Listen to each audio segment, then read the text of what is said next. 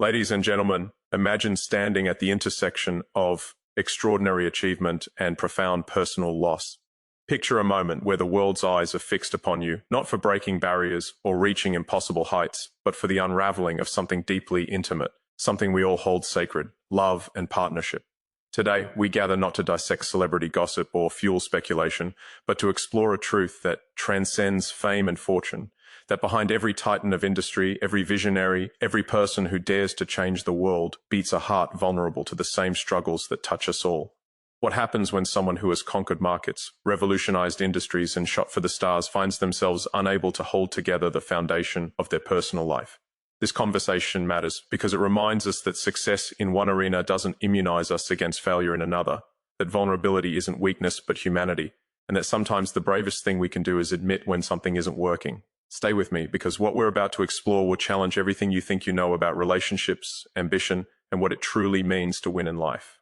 We live in a culture obsessed with the idea that exceptional people can master every dimension of existence simultaneously. We celebrate those who build empires, innovate relentlessly, and still maintain picture-perfect families, as if superhuman capacity exempts anyone from the fundamental mathematics of time and attention.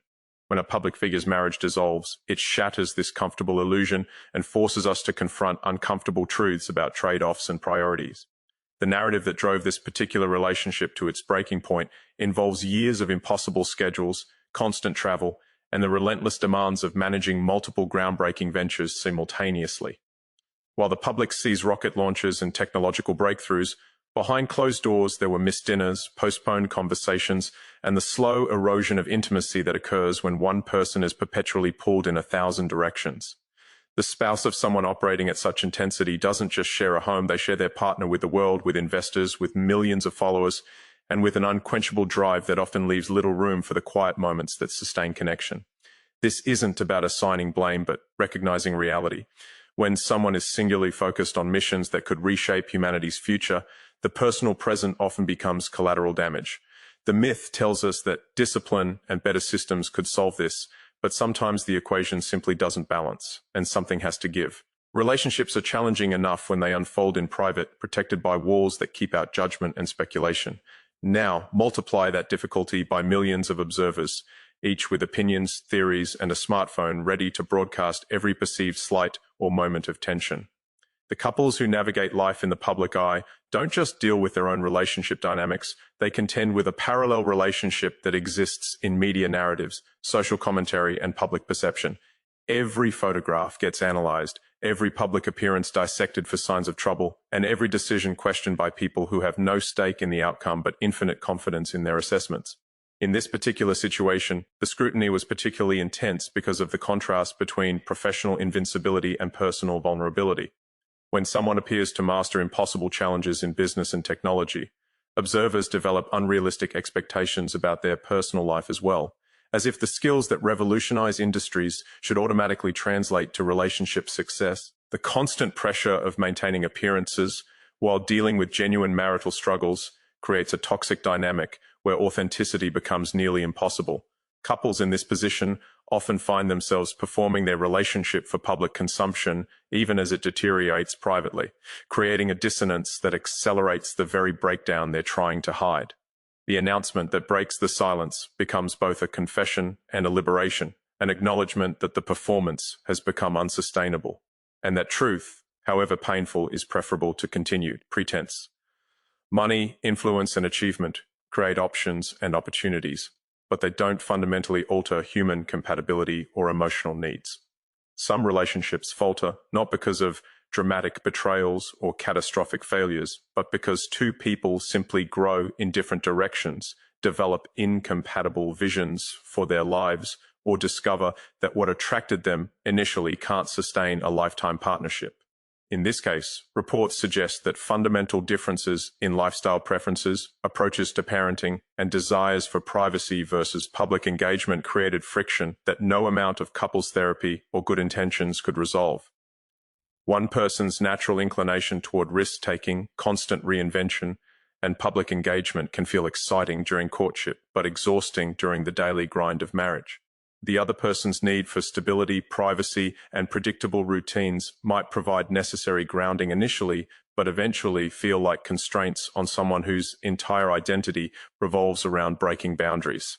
These aren't moral failings on either side, they're simply incompatibilities that become more pronounced over time. Wealth can buy the best therapists, the most private getaways, and the luxury of time away from external stresses, but it can't manufacture chemistry that doesn't exist or align values that fundamentally diverge. The truth being exposed here isn't scandal or wrongdoing. It's the simple recognition that two people who seemed perfect together on paper discovered through lived experience that compatibility requires more than shared goals or mutual respect. Extraordinary achievement requires extraordinary sacrifice, and often the first casualty is the very relationships that people claim to be working so hard to provide for. The drive that propels someone to build revolutionary companies, challenge established industries, and pursue seemingly impossible goals doesn't turn off when they walk through the front door. That intensity, that inability to settle for good enough, that constant mental processing of problems and opportunities, these traits that make someone exceptional in their field can make them emotionally unavailable in their personal life. Partners of highly driven individuals often describe feeling like they're competing with visions, missions, and legacies rather than other people. They're not losing their spouse to an affair, but to an all-consuming purpose that commands attention, energy, and emotional bandwidth that might otherwise flow toward family. In this particular situation, the sheer scope of the ambitions involve transforming transportation, making humanity multiplanetary, revolutionizing energy, created demands that few relationships could withstand. There's a particular loneliness that comes from being physically present but mentally absent, from being in the same room but entirely occupied by problems that your partner can't help solve. Over time, this creates distance that becomes a canyon where one person is perpetually reaching toward tomorrow while the other is trying to build today. The relationship becomes unsustainable, not because anyone stopped caring, but because the ambition that defines one partner leaves insufficient space for the intimacy that defines partnership. When a high-profile marriage ends, the adults involved have at least chosen their public lives and developed coping mechanisms for scrutiny, but their children have no such preparation or agency. The breaking of this particular union involves multiple children who will grow up with their parents' separation documented, analyzed, and forever available in the digital archive. Beyond the public dimension, these children experience the same confusion, hurt, and divided loyalty that all children of divorce face, but amplified by wealth that creates unusual custody arrangements and complicated by parents whose obligations extend far beyond typical co-parenting challenges. How do you maintain stability and normalcy for children when one parent is perpetually in the news, constantly traveling, or managing crises that affect thousands of employees and billions in market value? The exposure of truth in this situation necessarily involves acknowledgement that the children's needs, while considered, ultimately couldn't keep the marriage intact. A painful admission that prioritizes adult authenticity over the ideal of an intact family. There's guilt on both sides. The parent who couldn't dial back their ambitions wondering if they should have sacrificed more, and the parent who needed more presence, wondering if they demanded too much.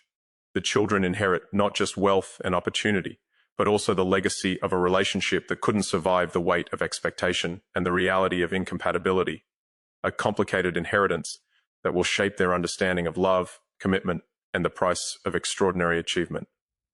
The final truth being exposed is perhaps the most important, that ending a marriage doesn't have to mean destroying each other or engaging in public warfare. Despite the pain, disappointment, and inevitable anger that accompanies separation, there's a choice available about how to navigate the dissolution with grace versus vindictiveness. In this situation, breaking the silence with a straightforward acknowledgement rather than allowing speculation to fester demonstrates a level of maturity that serves everyone involved, particularly the children who will be watching how their parents treat each other going forward. The statement that the marriage is over contains an implicit commitment to facing reality honestly rather than perpetuating a facade, which, while painful in the short term, allows everyone to begin processing and healing rather than remaining in limbo. Moving forward with dignity means resisting the temptation to weaponize the media, to leak damaging information, or to position oneself as victim while demonizing the other. It means recognizing that a relationship that no longer works isn't necessarily anyone's fault, that two good people can simply be wrong for each other, and that the end of a marriage isn't the end of mutual respect or shared commitment to children's well-being. Here includes the uncomfortable acknowledgement that staying together for appearances, for the children, or because divorce seems like failure would have been the greater tragedy. There's courage in admitting defeat in one arena while continuing to pursue excellence in others, in recognizing that you can be brilliant at building companies while struggling to build lasting romance. To each of you facing your own impossible choices, your own competing demands, your own relationship challenges, I wish you clarity to see your situation honestly, courage to make difficult decisions when necessary, and compassion for yourself and others as you navigate these deeply human struggles. Thank you for engaging with this difficult topic with thoughtfulness and empathy. May we all find ways to pursue our highest ambitions while honoring our deepest needs for connection. And may we extend grace to ourselves and others when those goals prove impossible to perfectly reconcile. Good luck on your journey.